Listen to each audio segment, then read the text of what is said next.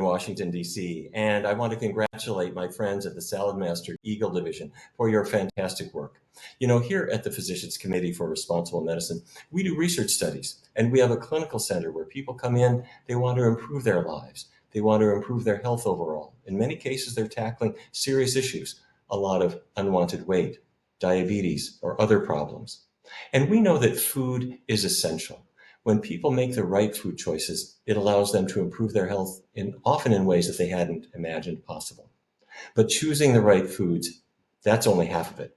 The other half is how we prepare them. And that's why I want to say a special thank you to all my Salad Master friends. For a long, long period of time, you've allowed people to prepare foods in such a way that they maintain their nutritional quality. You can minimize the use of added oils or eliminate it completely.